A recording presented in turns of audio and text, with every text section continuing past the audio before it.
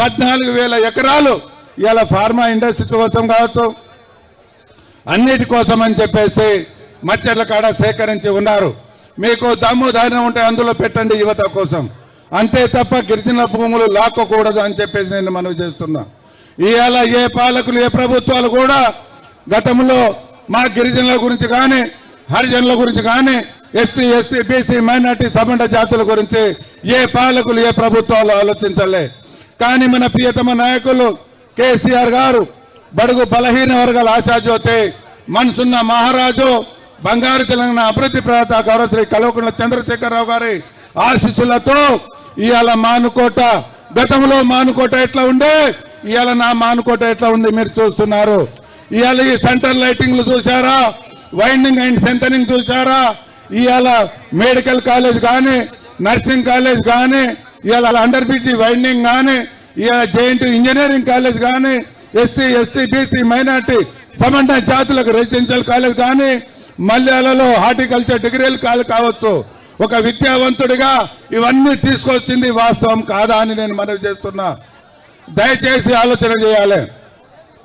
ఇవాళ మాదాపురం కానీ మల్లెల కానీ అయోధ్య కానీ అమలగను కానీ పట్టాలు లేకుండే స్వాతంత్రం వచ్చినప్పటి నుంచి కొన్ని వేల ఎకరాలకు పట్టాలు ఇప్పించింది వాస్తవం కాదా అని నేను మనవి చేస్తున్నా. ఇవాళ గిరిజనులకు మా తండాలో మా రాజ్యం కావాలని చెప్పేసి ఏళ్ల తరబడి పొట్లాడాం. ఇవాళ తండాలను గ్రామ పంచాయతీలు చేసిన ఘనత కేసీఆర్ది కాదా? ఇవాళ 6% నుంచి 10% రిజర్వేషన్ చేసింది కేసీఆర్ కాదా? ఇవాళ పోడు భూముల పట్టాలు ఇచ్చింది కేసీఆర్ కాదా? ప్రతి తండకు మౌలిక వసతులు ఇచ్చి అన్ని విధాల అభివృద్ధి చేసింది మా ప్రభుత్వం కాదా అని చెప్పి నేను మనవి చేస్తున్నా. ఏ పాలకులు ఏ ప్రభుత్వాలు కూడా మన రైతు అన్నం పెట్టే రైతు గురించి ఆలోచించాలి. కానీ మా ప్రియతమ నాయకులు కేసీఆర్ గారు అన్నం పెట్టే రైతు గురించి ఇవాళ అన్ని విధాల చెరువులను బాగు చేసుకున్నాం.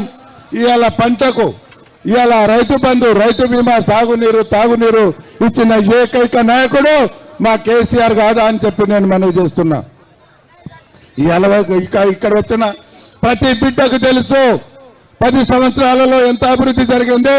గతంలో 70, 50, 45 సంవత్సరాలు పరిపాలించిన కాంగ్రెస్ ఏం చేసింది, 16 సంవత్సరాలు పరిపాలించిన టీడీపీ ఏం అభివృద్ధి చేసిందో మీరందరూ చూశారు.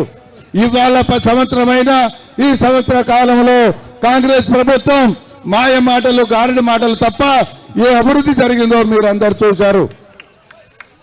నిన్న ఇంటిగ్రేటెడ్ స్కూల్స్ ఇస్తే మానుకోటకు ఇంటిగ్రేటెడ్ స్కూల్ వచ్చిందా అని చెప్పేసి నేను మనవి చేస్తున్నా.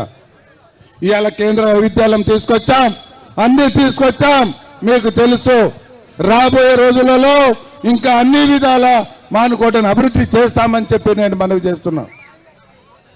వేదిక పైన ఉన్న అది అందరి ఆశీస్సులతో మానుకోటను అన్ని విధాల అభివృద్ధి చేస్తాం రాబోయే రోజులలో.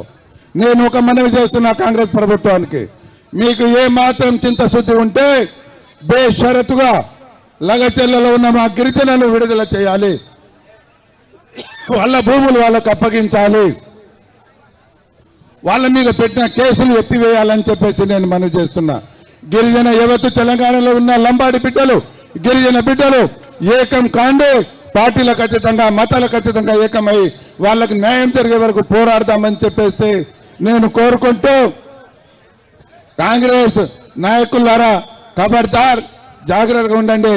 మేము శాంతియుతంగా ఈ ధారణను పాల్గొంటున్నాను. మా వాళ్ళు ఇక్కడ ఏ జరగకుండా జరుగుతున్న ధారణను ఏ మాత్రం డిస్టర్బ్ చేసినా రాబోయే రోజులలో చాలా దానికి మూల్యం చెల్లించి ఉంటుందని చెప్పేసి కోరుకుంటూ, ఈ అవకాశం ఇచ్చిన వేదికమైన ఉన్న పెద్దలకే ఇక్కడ విచ్చేసిన ప్రతి ఒక్కరికి పేరు పేరున హృదయపూర్వక ధన్యవాదాలు తెలియజేస్తూ